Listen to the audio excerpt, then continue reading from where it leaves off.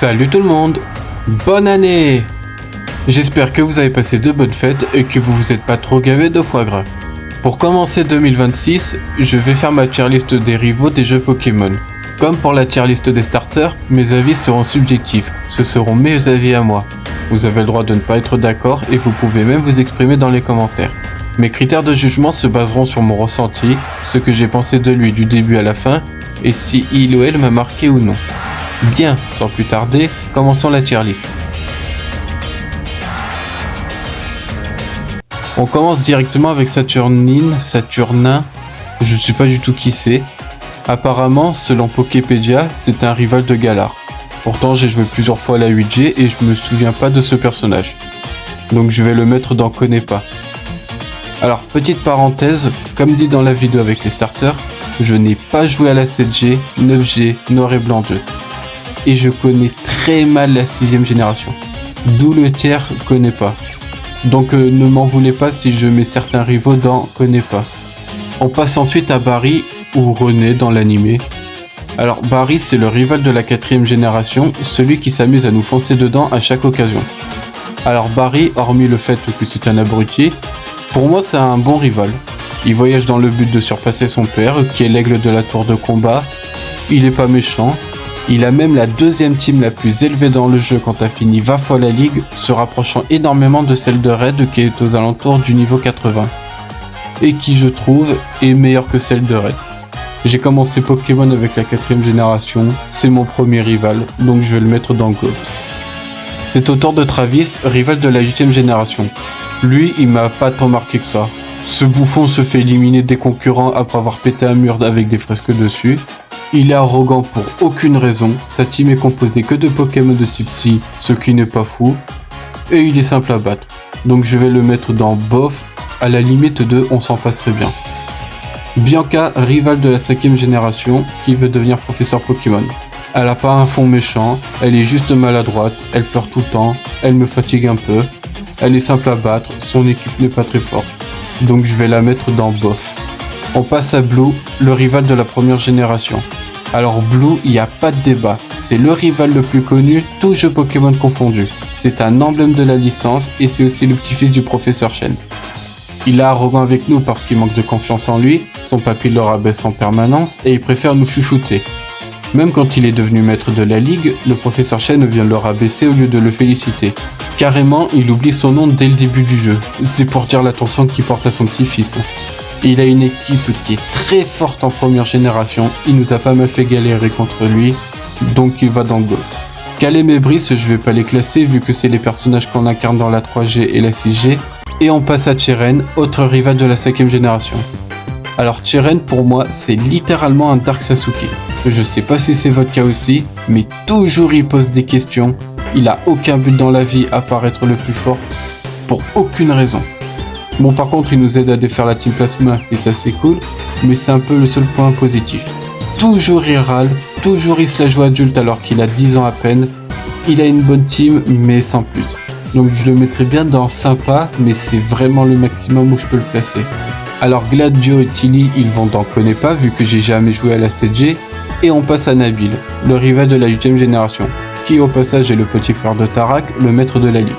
Alors Nabil il m'a pas tant marqué que ça, c'est un peu limite une machine à XP tellement il est OSEF. À part le légendaire qu'il a capturé à nos côtés, son équipe n'est pas folle du tout. J'ai pas grand chose de plus à dire, donc il va dans bof et je trouve qu'il a sa place. Mathis il va dans Connais pas, mais je compte prochainement faire un challenge sur la 5G sur la chaîne principale. Et d'ailleurs il y a une vidéo qui arrive le 5 janvier, donc restez à l'affût.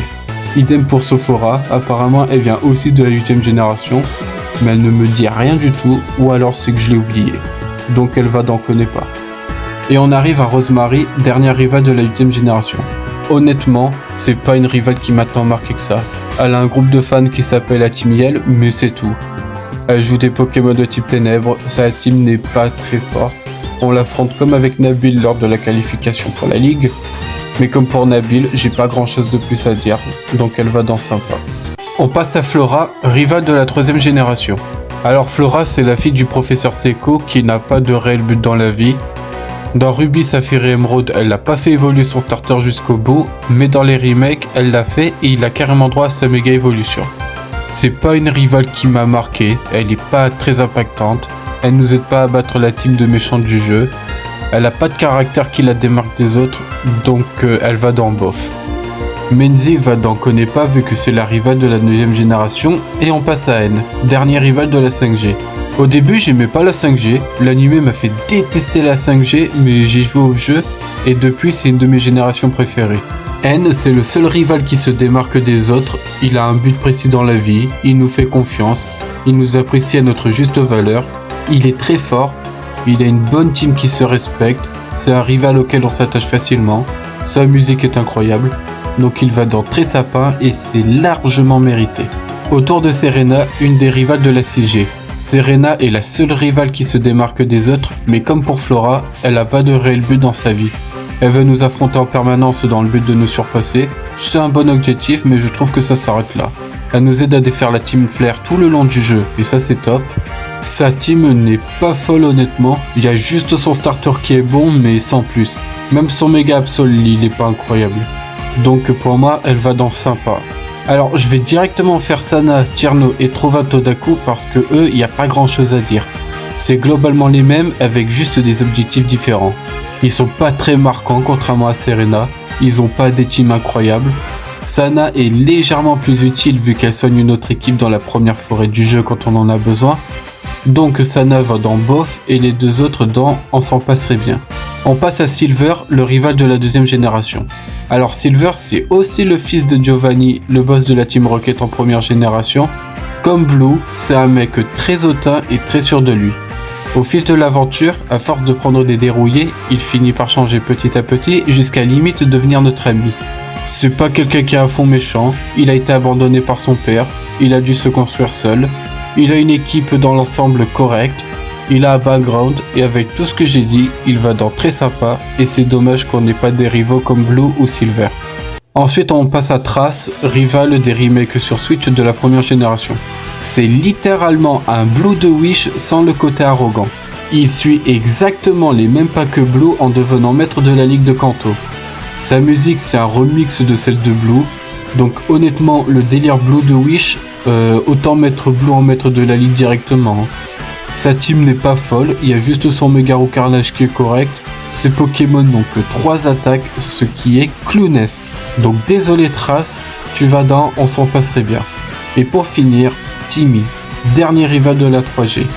Alors Timmy c'est le petit qu'on rencontre à l'Avandia où on l'aide à capturer son Tarsal qui deviendra un garde-voir au fil de l'aventure ou un Galam dans les remakes Ruby Omega et Saphir Alpha.